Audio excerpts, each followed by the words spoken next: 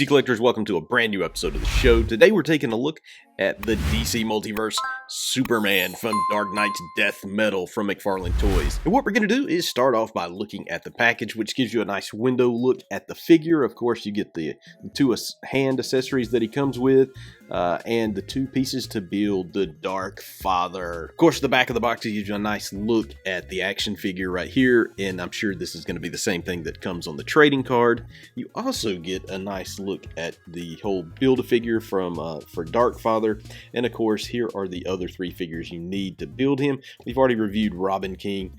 We haven't done Wonder Woman and Batman yet. This particular figure comes with Dark Father's arms. Right side of the box, left side of the box, top, bottom with the UPC. So with that out of the way, let's break this guy open and let's play. Here is Superman out of the package, and you may be asking, why does Superman have a dark side arm? Well, if you didn't read Death Metal, you're going to be kind of lost because it's a confusing story altogether, in my opinion.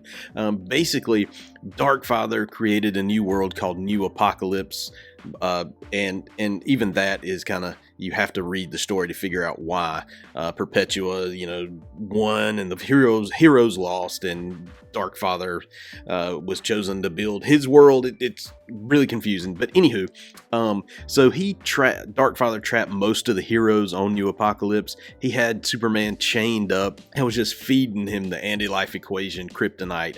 That started taking its toll on him, so that's, I'm assuming, why he has some of the dark side arm, like the anti-life equation is really beating down on him.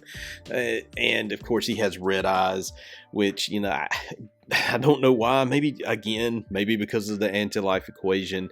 There's a lot of confusing stuff going on here in this storyline, and not that it's not good.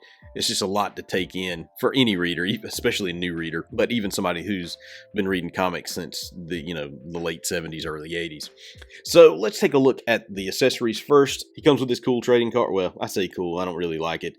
It's just a picture of the figure and not really any artwork. Back of the card gives you a bio of this particular Superman. He comes with this cool black disc base like every single DC Multiverse figure does. Got the DC logo and the peg. He comes with a couple of different interchangeable hands, a left hand and a right hand. Of course, each one is representative of which arm that you're plopping it on. And he also comes with the Build-A-Figure arms for Dark Father. You can see they are pretty cool, but we will review these at a later date when we have all the parts to build Dark Father. So let's take a look at this Superman.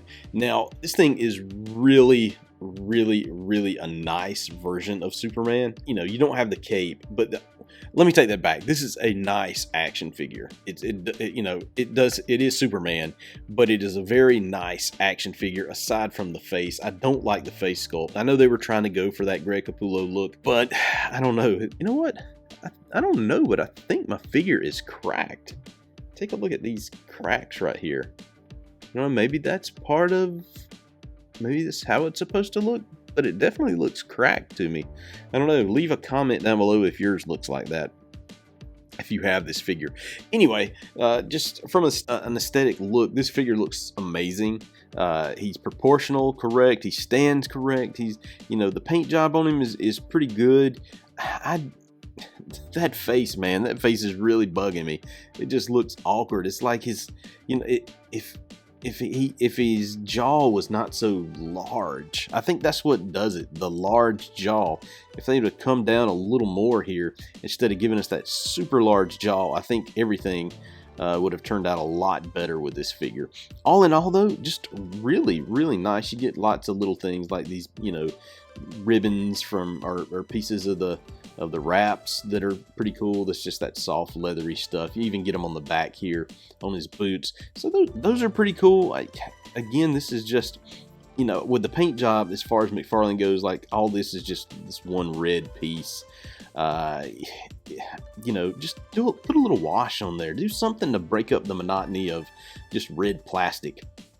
I think it would go a long way. I don't think it would add too much to the cost. I mean, I'm no toy producer, so I don't know, but how could just a little quick paintbrush rub on there would add to the cost. But I guess it could if you're talking, thousands of units. Got the cool chain action going here. Again, I'm liking this action figure. I don't know why he's wearing black pants. You know, he's got the Superman shirt on. You know, this is not McFarlane's doing. This is how he looks in the comics. So, you know, something I don't get. But overall, just a really, really nice action figure. I have no complaints with the figure. It's actually built very well. It's designed very well. I'm actually loving it.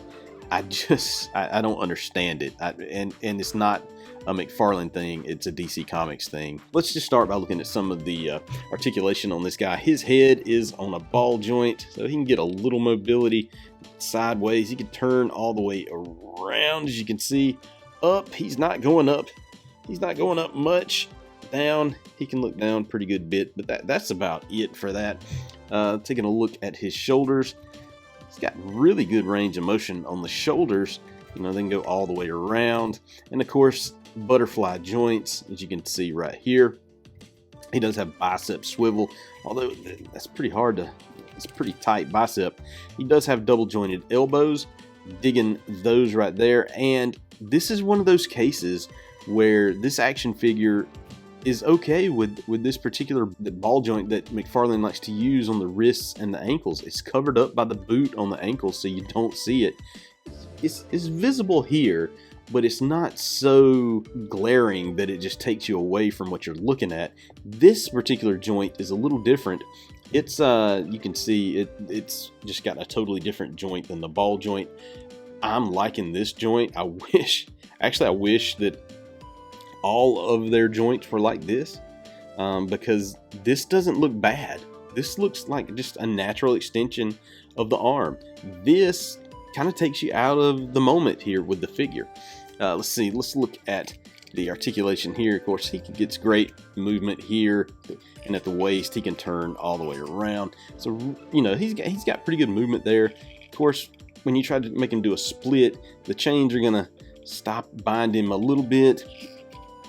That way he can split about that much that way. He does have double jointed knees. And of course, he has the McFarlane ankles that we've talked about, that, you know, they can do, they have nice range of motion. I don't like them when you can see them. And of course, he has the toe articulation here. Just again, a really great action figure from so far in 2021. This action figure might be one of my favorites. I mean, from an aesthetic viewpoint, how he, you know, feels in your hand viewpoint, it's a great action figure. Just not my favorite look for Superman at all, but you know, you get what you get. I mean, this is $24.99. I have seen him go as low as $14.99. I think on Dorkside Toys right now he is $14.99. The whole wave for this Dark Father Build-A-Figure set is $14.99. So you might want to check them out, and if you don't have this yet, pick them up because they are on the cheap. Alright, so that is it for this episode. If you like what I'm doing, hit that subscribe button, hit that like button, share this content. I sure would appreciate it. Check me out on DCCollectors.com each and every day. You can find me on social media at DCCollectors on Facebook, Instagram, Twitter, and LinkedIn. Talk toys with me. Hit me up. Hit me up on social media. At me. Ask me anything you want to know about DC Toys. I'll try to answer to the best of my ability. Alright, folks, that's it. As always, God bless.